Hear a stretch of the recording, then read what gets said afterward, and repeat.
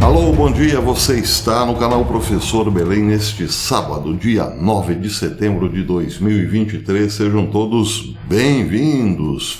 E o primeiro assunto de hoje é para quem gosta, respeita e tenta conhecer as profecias em maior profundidade. O assunto interessa aos estudiosos de profecia porque tem tudo a ver com profecias bíblicas e marianas. Imagine que você seja um fotógrafo profissional, especializado em fotos marinhas e esteja lá no litoral da Bretanha fotografando as ondas. E de repente, constata que a sua máquina registrou uma onda que revelava uma figura mítica, mais especificamente Poseidon, o deus grego do mar, irmão de Zeus. É claro que a foto se espalharia rapidamente pelo mundo, pelo grau impressionante de mistério. Vejam esta foto. Nessa foto aparece nitidamente a figura mitológica de Poseidon. Quero dizer, nitidamente em termos, é preciso um pouco de imaginação aqui.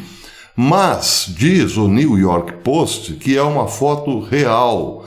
Não houve manipulação no Photoshop, nem se trata de bluebinho ou algo parecido.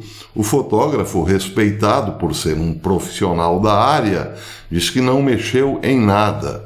A matéria, claro, repito, ganhou as páginas do New York Post, que diz o seguinte: um fotógrafo na França ficou impressionado depois de testemunhar uma enorme onda que parecia exibir o rosto do deus grego do mar Poseidon, o poderoso irmão de Zeus, enquanto se chocava contra as rochas. Ele disse: eu vi a incrível imagem de Poseidon com sua coroa saindo do oceano com o rosto da onda, disse Mathieu Rivrin sobre a representação oceânica. Ele capturou a imagem, diz o New York Post, perto de sua casa em Lesconil, Bretanha, enquanto a costa era atingida por ondas enormes durante a tempestade Justine, informou ele ao Daily Mail inicialmente.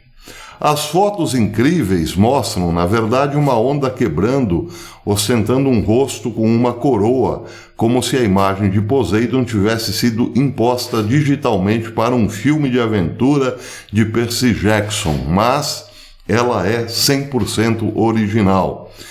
Embora a onda em si tivesse apenas cerca de 9 metros de altura, o spray da onda atingiu mais de 5 vezes essa altura quando atingiu as rochas.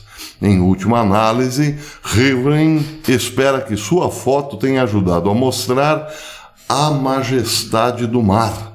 Ele disse: procuram mostrar toda a beleza, elegância e vida que uma onda pode oferecer. Bem, na verdade, o que a onda mostra é uma relação entre os anjos caídos e a mitologia. Explico, mas essa é a visão de um velho professor de filosofia antiga.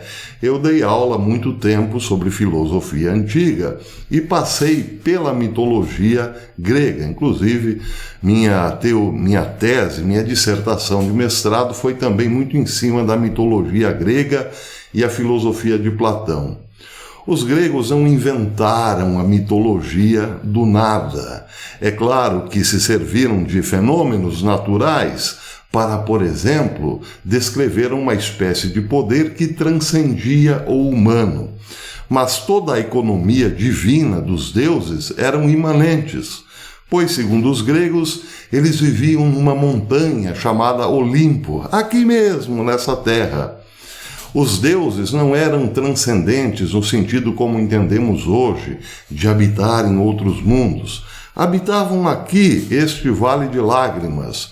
Porém, tinham superpoderes, não eram humanos, estavam acima da humanidade e, portanto, podiam escravizá-la ao seu bel prazer. E era, de fato, essa a explicação mítica. Poderes sobrenaturais acabam, querendo ou não, nos governando. E existem poderes sobrenaturais para todos os gostos. Aqueles que nos oprimem através do medo, aqueles que nos oprimem através de sua grandeza, numa espécie de delírio do belo, ou então uma espécie de terror do infinito, ou coisas parecidas, mas também aqueles que nos dominam, injetando em nós doses diárias de ódio, inveja, maledicência, histeria e por aí vai. Isso, confrontando com os textos bíblicos, nos faz crer que sim, os anjos caídos em algum momento se transmutaram em figuras míticas. Daí porque uma figura mítica que governa o mar aparece com esse, digamos, espectro de terror, porque o mar, de fato, nos assusta, ele é sublime, ele pode nos esmagar. Um comentário a respeito desta matéria do New York Post talvez foi o que mais acertou. Os caídos voltaram, escreveu alguém. Sim, na verdade, eles voltaram porque agora estão se deixando ver através de sinais. Mas, na verdade, sempre estiveram aqui. Pode ser que, por conta de algumas profecias, como, por exemplo, as profecias de Ana Catarina Emmerich, que dizia que em 1960 as portas do inferno seriam todas abertas. Então, na verdade, o que vemos pode sim serem sinais dessas figuras bestiais que estão a nos atormentar a alma. Porque, voltando para a Bíblia, este pode ser sim o tempo derradeiro, aquele descrito por Isaías, onde tudo ficaria invertido. Ao bem chamaríamos mal e ao mal chamaríamos bem. Mas também ao que disse Jesus: haverá sinais no sol, na lua, nas estrelas, e os homens se apavorarão com os bramidos do mar. Aliás, está aqui, profecia de Jesus em Lucas, capítulo 21, versículo 25. E haverá sinais no sol, na lua e nas estrelas. Na terra as nações ficarão desesperadas com o medo do terrível estrondo do mar e das ondas. É claro que Poseidon pode sim ter sido autorizado como um sinal, dizendo para a França: cuidado, tempos terríveis estão chegando, e podem chegar lá para a França através das ondas. Aliás, isso também nos remete a uma profecia mariana, talvez a mais importante delas, a de La Salette, onde Nossa Senhora disse a Melânia, ou revelou a Melânia, exatamente o seguinte: ao primeiro golpe de sua espada fulgurante, Nossa Senhora referia-se a Deus, as montanhas e a natureza inteira tremerão de espanto, porque as desordens e os crimes dos homens transpassarão a abóboda celeste. Paris, revelava Nossa Senhora, será queimada e Marsella engolida pelas águas. Várias grandes cidades serão abaladas e tragadas por tremores de terra. Crer-se-á que tudo está perdido. Só se verão homicídios e se ouvirão apenas ruídos de armas e blasfêmias. Bem, parece que o final desta revelação está aí. Só o que temos ouvido hoje é praticamente homicídios, ruídos de armas e blasfêmias. De todos os lados, por assim dizer. Parece que estamos sim definitivamente entrando neste terror de todos contra todos, num ambiente em que ninguém mais se entende, não é mesmo? Pois é. Bem, o segundo assunto de hoje tem também a ver com só se ouvirão ruídos de armas e blasfêmias. Matéria publicada hoje no RT News. A Polônia revela a Rússia, ou acusou a Rússia, tem mais de 10 mil soldados norte-americanos, o que tem preocupado e muito o Kremlin. E essa segunda matéria, essa segunda notícia, tem muito a ver com o final da primeira. Só o que temos ouvido é o barulho das armas e as blasfêmias. Bem, a matéria publicada pelo RT News ontem diz o seguinte: a segurança da Polônia é garantida por mais de 10 mil soldados americanos estacionados em seu território, disse Mark Brzezinski, embaixador de Washington em Varsóvia, acrescentando que os esforços conjuntos para apoiar a Ucrânia fortaleceram os laços entre Estados Unidos e Polônia. O enviado elogiou o estado atual das relações entre Estados Unidos e Polônia numa entrevista ao jornal Rzeczpospolita, que significa República, publicado na sexta-feira. Seu pai, o falecido conselheiro de Segurança Nacional dos Estados Unidos, Zbigniew Brzezinski, era conhecido como um falcão da Rússia e um forte defensor da contenção antissoviética, um neocon propriamente dito. Acredito que nunca antes na nossa história a Polônia e a América estiveram tão ligadas. A nossa causa comum é apoiar o povo da Ucrânia, disse o embaixador Brzezinski. Ele revelou que mais de 10 mil soldados dos Estados Unidos estão atualmente estacionados na Polônia. Isso não é uma coincidência. De mãos dadas com os soldados poloneses, estamos a cumprir o mandato do presidente dos Estados Unidos, Joe Biden. Cada centímetro do território da OTAN, incluindo a Polônia, claro, será seguro ou está já seguro e protegido, observou Brzezinski. Elogiando a decisão de Varsóvia de se juntar aos Estados Unidos. Os Estados Unidos e a Polônia cooperaram militarmente tão estreitamente quanto os aliados podem, disse ele, com Varsóvia recebendo equipamento de defesa de topo de gama do seu aliado, incluindo tanques M1 Abrams, helicópteros Apaches, caças F-35 e lançadores de mísseis HIMARS, acrescentou ele. Ou seja, a Polônia está armada até os dentes e lá se encontram hoje 10 mil soldados russos, 10 mil soldados americanos. Quem revelou isso foi o Kremlin, porém foi tudo confirmado pelo embaixador americano na Polônia. Sim, a Polônia é um muro de contenção muito poderoso hoje.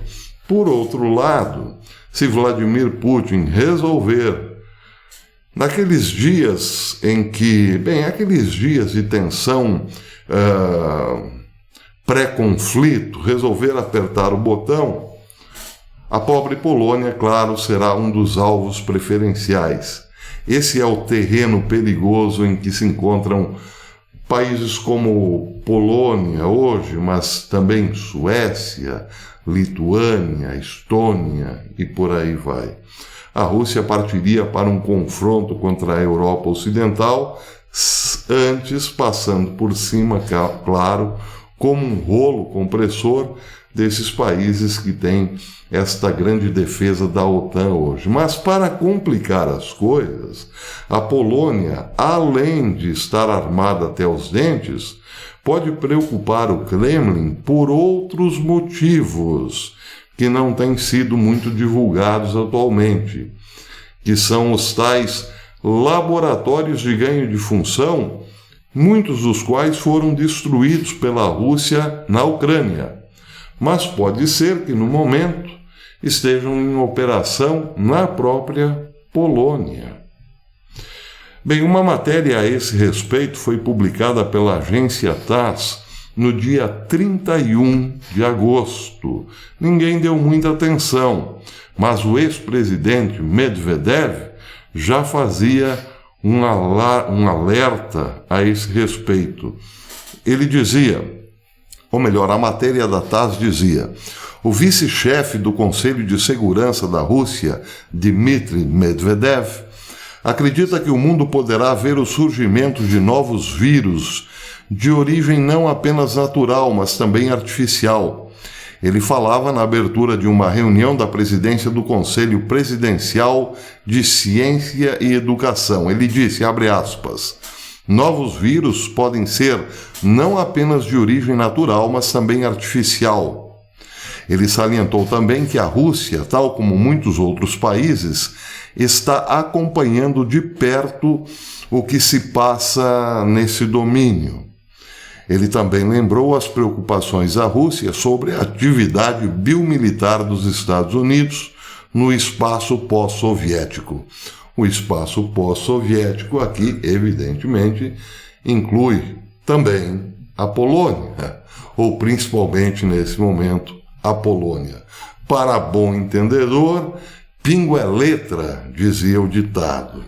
Medvedev enfatizou que o Pentágono criou dezenas de biolaboratórios e centros especializados perto da Rússia, bem perto da Rússia. Apesar da retórica das garantias de que toda essa atividade é puramente científica, ou visa a manutenção do bem-estar epidemiológico da população, sabemos, disse Medvedev, que isso não é bem verdade, para dizer o mínimo, ou para ser brando. Foram obtidas evidências da operação militar dessa atividade hostil, disse Medvedev, aqui nas imediações do gigantesco país. Ele apelou também a que se prestasse a maior atenção possível a esse tipo de ameaças externas e que se assegurasse a prontidão tecnológica da Rússia para o surgimento e propagação de quaisquer novas infecções. O governo, termina ele dizendo, preparou a sua versão do mais importante projeto de inovação de importância nacional. Deveria estar vinculado tanto quanto possível à lista de instruções presidenciais, bem como ao conceito que foi proposto pelo Grupo Consultivo de Desenvolvimento Científico e Tecnológico. O documento deve ser o mais relevante possível e levar em conta todos os possíveis riscos e ameaças, disse Medvedev. Por quê? Porque a Rússia, segundo ele, deve se preparar sim para o pior. O pior aqui, entenda-se, uma guerra biológica. Então, como Medvedev já havia ou já vem dizendo há algum tempo que o mundo caminha para um inverno nuclear, é bom ficarmos atentos para esta provocação, por assim dizer, que será cada vez mais forte da Polônia em relação à Rússia. Não que 10 mil soldados americanos em território polonês sejam motivo de maior preocupação, mas na medida em que a Polônia é fortalecida com as armas mais modernas americanas, e também com essa perspectiva de laboratórios de ganho de função, é claro que o Kremlin ficará cada dia mais incomodado com os quase vizinhos poloneses. O que também nos remete às profecias. Quem acompanhou a série aqui, Los Profetas del Bosque, saberá que a Rússia tem sim muita preocupação em relação à Polônia. Bem, por enquanto é isso. Quem me acompanha lá no Twitter, o perfil Professor Belém no Twitter, perceberá que ontem houve uma certa treta. Eu acabei me incomodando muito com a história de repente, o dia de ontem ser todo dedicado a críticas ao comportamento da Janja. Eu não estou aqui para defender a Janja. Ela foi para a Índia e desceu do avião quase que dançando. E é claro que, ao mesmo tempo, o Brasil vive uma tragédia, a dor daqueles que perderam tudo, e muitos que perderam a vida no Rio Grande do Sul por conta do ciclone. Mas, no meu entender, o tema Janja serviu mais como cortina de fumaça, porque enquanto falávamos apenas da Janja como se fosse ela a culpada direta pelo ciclone, esquecíamos de questionar a responsabilidade de alguns políticos, como, por exemplo, do governador do Rio Grande do Sul, que parece, até o momento, passa incólume. A responsabilidade, parece, é sempre dos outros. Mas é preciso sim cobrar do governador porque há suspeitas de que houve, no mínimo, uma, digamos, decisão errada em abrir comportas de barragens que estavam muito cheias e assim por diante. Eu estou acompanhando esse tema e fiz o alerta. Vamos deixar um pouco a primeira-dama de lado para nos concentrarmos naquilo que não deve ser escondido. Mas fui mal interpretado novamente e muita gente achou até mesmo que eu estava passando pano na esposa presidencial. Não é nada disso. O problema é que nós estamos num mundo em que ninguém mais se entende. Então fica cada vez mais difícil e perigoso ter opinião própria. O ideal para mim, para ganhar adeptos, inscritos e likes, era vir aqui todos os dias para alimentar a histeria coletiva, como fazem muitos canais. Mas, infelizmente, eu não sou assim. Então, é claro, como não tenho, digamos, esta turma por trás, a turma do vamos apagar o fogo com gasolina, o canal segue aqui patinando e muita gente está até dizendo que há um certo cancelamento por parte dos mais exaltados da direita. Fazer o quê? C'est la vie, como dizem os franceses. Eu continuo na minha, se é que me entendem.